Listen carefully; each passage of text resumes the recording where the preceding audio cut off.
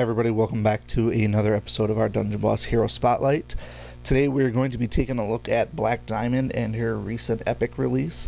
We actually have a bunch of different things to cover today. We are going to look at her rune guide, we are going to look at her epic, we are going to do a basic spotlight on her, and we're also going to look at the assassins in general. So we have a lot of stuff to cover, and hopefully we'll get it done in a reasonable amount of time, not keep you too long. So let's go ahead and jump right in it. I have the epic already set to go here. I've been using Phantom Black Diamond since pretty much the skin came out. So let me just go ahead and swap that out so we can see the actual effect. So here's your regular old plain Jane fully ascended Black Diamond. When we go with the epic, she switches gears into herself. Obviously doesn't change, but her blades actually look pretty cool. They look almost like Nimriel's bow. It looks like it basically would be a bow for the most part, but yeah, so she's got a little bit better thing here. For me personally, when I see this, I basically see a bedazzled version of Kristen Bale's Batarangs. So if you see that, maybe you're a DC fan. If you don't, maybe you are a Marvel fan. Who knows?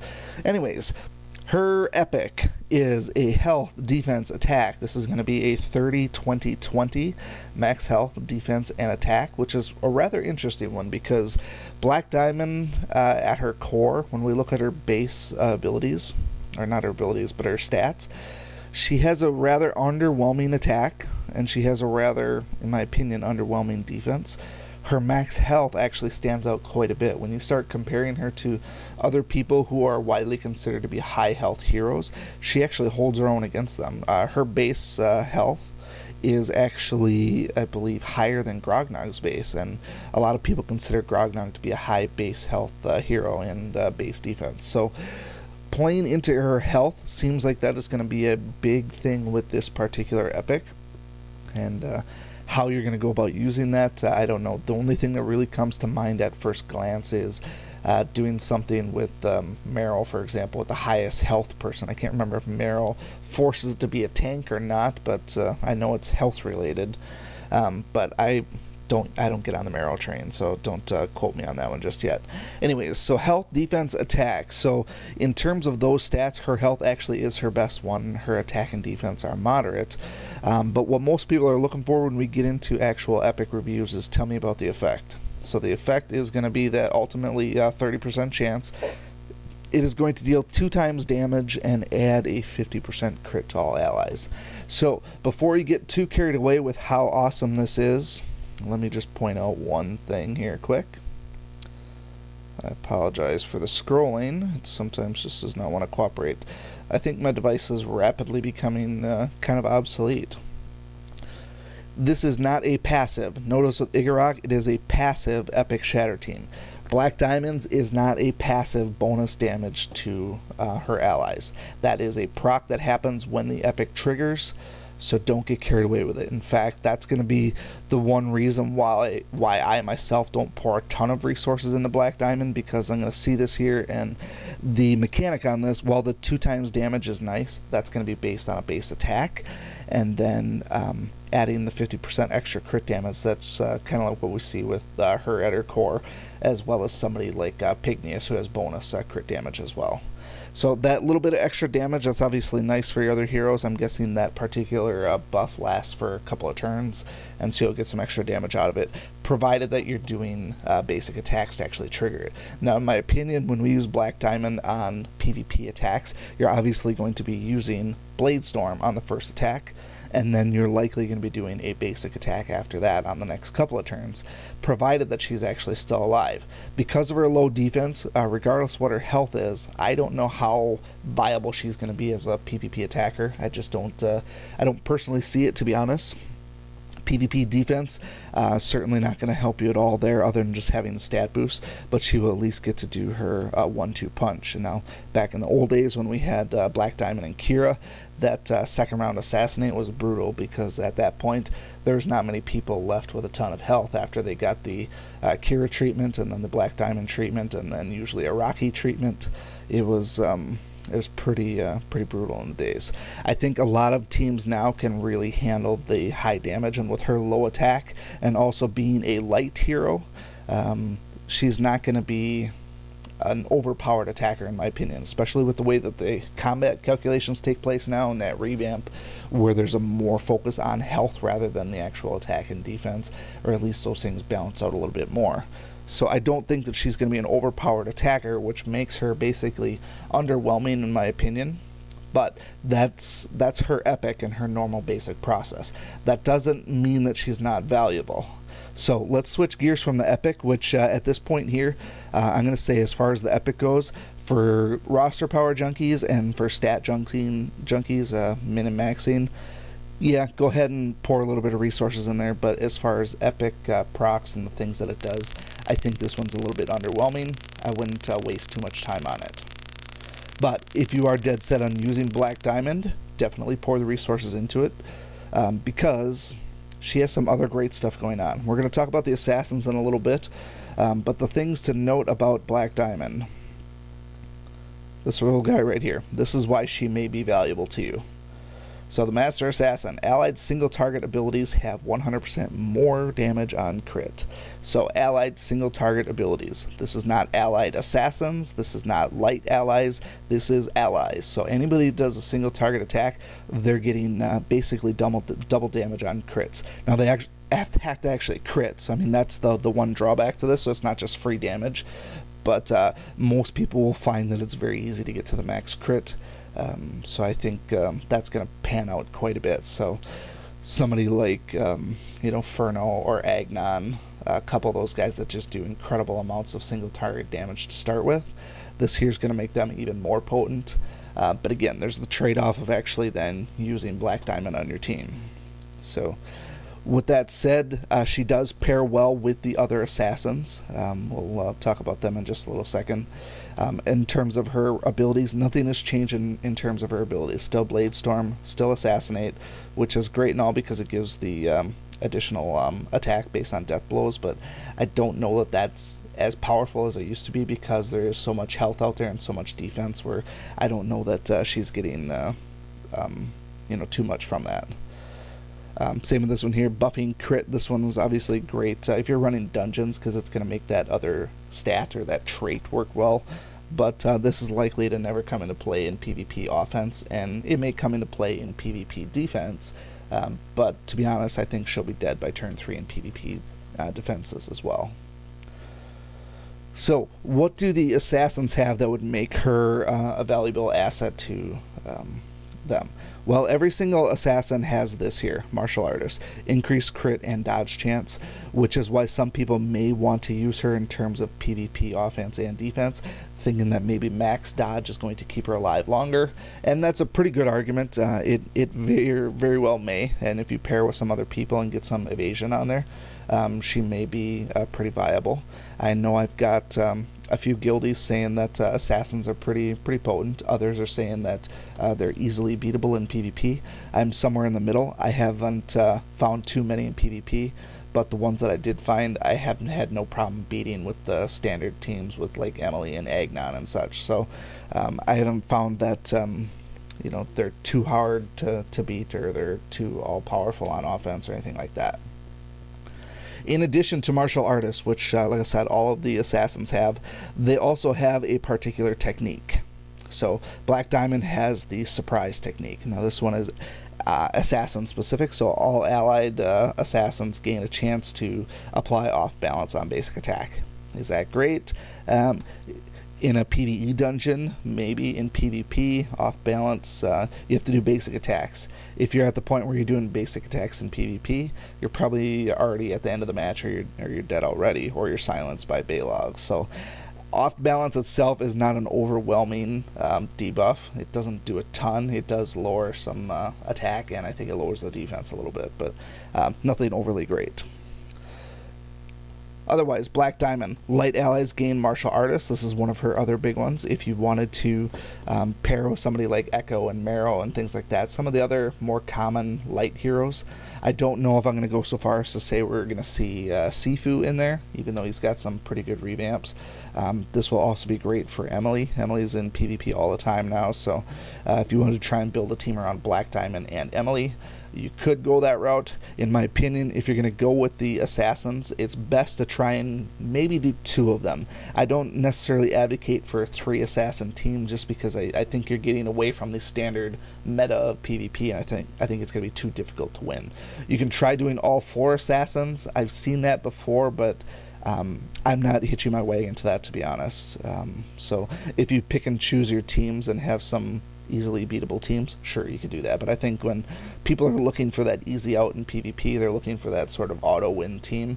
And in my opinion, a 4 assassin team is not going to be an auto win team where you can just run it, not check runes on your opponents, and just steamroll everybody. So I don't think that's going to happen. And so if you're checking runes and you can beat a team of 4 assassins, you can likely beat them with other teams as well, with Agnon or Zom or Emily or any number of those other main heroes. She also has a fast trait, which is pretty clear at this point. And then she has a weak spot. This is basically what she gives her allies when that epic triggers. That particular weak spot is for this little guy here. Not right there, sorry. The crit multiplier, weak spot, gives a bonus. She has extra a little bit from skill, so it adds extra damage. Alright, so with that said, who is she going to pair with in terms of PvP? Like I said, trying to pair with maybe 2 assassins at once, and then try to keep some of the other meta heroes in there. Emily, Agnon, possibly Furno, possibly Zom. Depends on what you're going for. The other assassins, personally, if it were me, I would be thinking one of the oldies but goodies to start with. Either Kira. So Kira is never going to be the same as he was before. Let's just get that out of the way now. He is decent again, but without his ×3 undead, he can't kill Zom. Without the regular old, what's it called, the Fury thing, Death Blossom, it's just not the same either. And so, unfortunately, he's never going to live up to his glory, and that Kira Black Diamond 1-2 punch is just not going to exist anymore. I'm sorry, it's just not. But, like I said, he's got Martial Artist. They all have it. And then his technique is the stealth technique. This one here is also kind of an underwhelming one. I suggested using Kira just because he's a highly defensive hero. Maybe his stats and traits and abilities aren't as good as they used to be, but his high defense and the inability to crit against him make him pretty durable. But this particular technique, the allied assassins have a chance to enter stealth. This is not the same as evasion. It's just reduced damage and such like that. So with that, he's good. He's a good solid hero. He's certainly not OP by any means anymore. If you're looking more for synergy rather than longevity and survivability, then I would turn your attention to Senor Shadowblade. Shadowblade has been advertised as having one of the highest single target attacks. I think that's referencing against the fast heroes and not against all of them. Either that or the graphic is extremely old, but he is still pretty potent. I've seen him do some pretty powerful things in terms of PvP defense. I think one of the times where I did lose to assassins, it was because of this guy here. So his technique. He's got the Forbidden technique. Allied assassins gain evasion when starting the dungeon. This is why you'd probably want to have him. Having that evasion is going to protect you from the fast ganks from people like Hopper, even though Hopper's not doing too many ganks with defense. But Abigail and Shade, those two that put some serious firepower at you. Having a little bit of evasion to start with is pretty good. Obviously, you're sacrificing health and defense with Shadowblade in order to pimp out his attack and to use that particular trait there. So, if it were me personally and I was forced to use assassins, I would go Black Diamond and Shadowblade combined together. And then I would put in 2 others, probably Emily and probably Agnon. Now, am I going to round table that and show some stuff here? I don't have time to do that, and I don't want to have to put runes on him. He's got runes already, so depending on what my timer's at when we get to the end of this, maybe I'll do one that has that. But the thing is, Black Diamond does not have runes on her, so I have to talk about that. The last of the assassins is guy I mentioned before, which has had some great reworks, But unfortunately, I just don't know if he's there yet. To be honest, I'm grateful that they did the revamp for him. He's got some cool stuff going for him. I'm not going to go over all the different things here. We're just going to look at his technique. His technique is the Seeker technique, which is allied assassins gain shield piercing on basic attacks. Again, sort of underwhelming because pretty sure shield piercing is like we see with Kira's chi attack, where it goes through like the barbarian shield and the invincibility from the snakes and such like that. I don't see that as being something that's going to happen very often. So basically what does this mean is Sifu's still just a shitty healer. He's just kind of there, although his Feet of Fury thing, that Feet of Fury is pretty brutal. When we consider that a single target attack paired with Black Diamond, that thing is going to wipe somebody out. It always had in the past. It kind of lost its potency as we got runes involved because light runes can't progress attack as much as some of the other ones go. But that Feet of Fury back in the old days, man, that was one of the scariest things to go up against. And on top of that, it had a really cool graphic because it was one of the few that actually initiated a little bitty cutscene. So I'm pretty confident that Feet of Fury plus Black Diamond is going to be a pretty brutal attack on pretty much anybody. So give that a try if you want to. So maybe do Sifu and Black Diamond, excuse me, and then Emily, and then maybe somebody else like Agnon. So notice I say Agnon a lot. Agnon is just a wrecking ball of PvP. You should be using him in almost every team. Alright, so back to Black Diamond then. Where does that leave us as far as her rune guide? What can you put on her? Well, that comes back to what's going to be your use cases here. So Black Diamond, her main thing right now, her highest trait is her health. So because of the lack of basic attack and potency that you can put on light heroes because of the 2 yellows on the blue rune, you're pretty much limited for the most part. So I would try to stack health runes as best as possible to try and maximize her strongest trait, which is her health. And then with the red and green runes, if you can put some power runes on there, I think that would be a really good balance for her. But yeah, you're definitely going to want to stack health. I don't recommend stacking defense. I think no matter what you do with the health and the defense, she is still going to be fairly easy to kill. You're going to protect her with maybe if you use somebody like Gore-Tusk where you get some extra damage reduction on her, she'll survive a little bit longer, but I'm not banking on that personally. I'm thinking her evasion is going to be her savior as well as her health. And so, and I'm talking about high health, like get that thing up to 15,000 or more maybe. So with her rune guide, pour some health, maybe some damage reduction. It depends on what kind of yellow runes you have, but you should be able to get some easy health out of the blue rune and possibly even out of the green rune as well. But I don't advocate trying to max out attack too much. I just don't think she's going to be a potent attacker, and even using her abilities and getting extra crit damage, there's too many strong people out there and too much synergy with Beast team and Barbarian teams and inability to kill people that I just don't think that she's going to go a long way in being the person that brings teams down. Leave that for your Furnos and your Agnons, who are just, you know, specialty at killing people. Alright, so with that said, we're like at 19 minutes here. So what I'm going to do is I don't even really have any runes here, so let me just throw some junk on her. And then we'll do one match and see if we can get any sort of cool things to happen.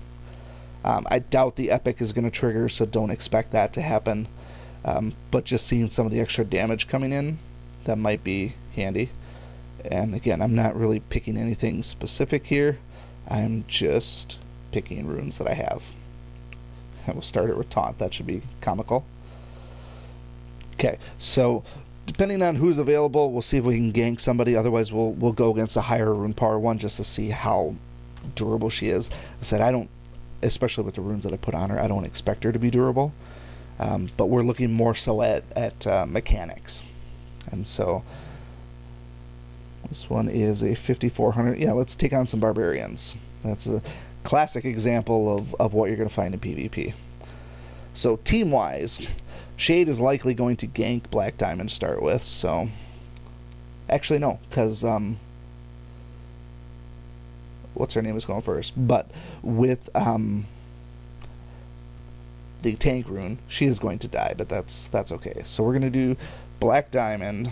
We're going to put her second because she is going to get ganked. I'll put Shadow Blade first, then Black Diamond, and then we're going to do my buddy Agnon, if I can find him, and then we're going to put Emily in there. Emily's going to gain Martial Artist, which is going to give her some evasion and critical. Not really a huge deal, but it'd be nice to see her dodge every now and then.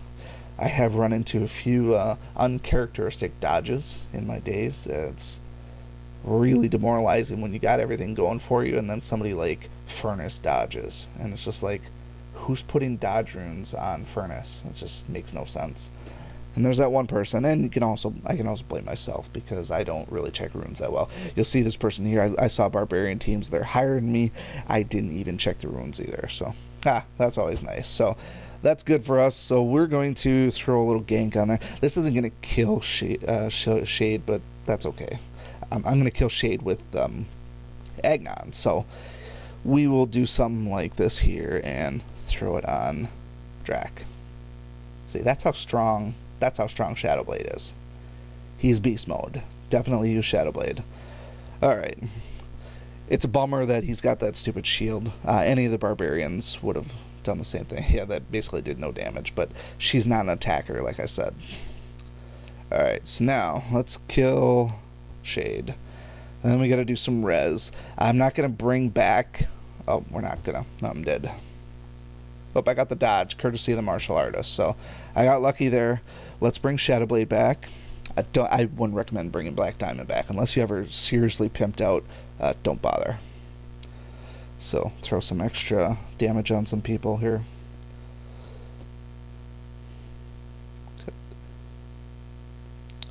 That dodge is a lifesaver, I tell you. All right, so let's see if we can get an epic trigger. That would be just absolutely awesome right now. Not quite. And it's a bummer I didn't have energy on him, but Rage Cage is likely going to be the bad one. When Abigail does that rage, she's diseased, which is great, but man, she will wreck some shit. Ha. Here we go. Epic. Double kill. Damn. Evasion. Eat it, Balog. Damn, he is tough. Obviously a heavily defensive Balog, but there we go, dead. It was a formidable effort.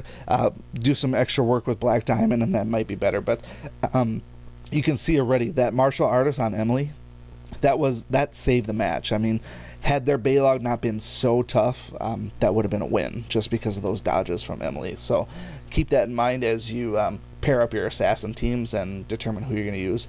Shadow Blade, he's very underutilized. I definitely encourage him. Throw him around on some Shade teams, some Zom teams, just anything where you can get a little extra love on him. I think you're going to be pleasantly surprised if you can pour some really good runes on him. Okay, so we kept it under a half hour. I think we're going to wrap up there. I wasn't going to cover much else about the assassins. I don't see that as being a particular team. I mentioned this a little bit when I talked about the Honor-Bound team. The assassin team is sort of a team. We see that there's definite synergy between the assassins, so we could say that there is an assassin team if you want to run all four of them. I don't think that's going to be the case for PvP. In PvE, yeah, that assassin team is going to run wild over all sorts of dungeons, but I wouldn't try to pair all four of them in PvP. It's just not going to work. So it's similar to what we see with the Honor-Bound, is some of these guys used in pairs are going to be very, very formidable, but for the most part, they're also just meant to be more solid heroes by themselves. So don't feel like you have to use all of them or really any of them in order to make a dent in PvP. But play around with one or two at a time and then try and keep your bigger hitters in there, like Agnon, for example. And then I think you'll have some success. And you'll see that, like I said, that Martial Artist was pretty awesome. So keep keep that in mind when using Black Diamond. Otherwise, in my opinion, Black Diamond isn't going to be too much of a game changer with this particular epic. I'm sure there's going to be some naysayers, but if you have some great, what you're going to consider an auto-win team, feel free to let people know and enlighten them. Otherwise, that's going to wrap up this particular video, and we will see you again next time. Thanks. Thank you so much for watching this video and supporting my channel. If you like this video, please show your continued support by hitting that like button, and be sure to check out both my YouTube channels for new content all the time. And always remember, peace is a lie, there's only passion. We'll see you next time.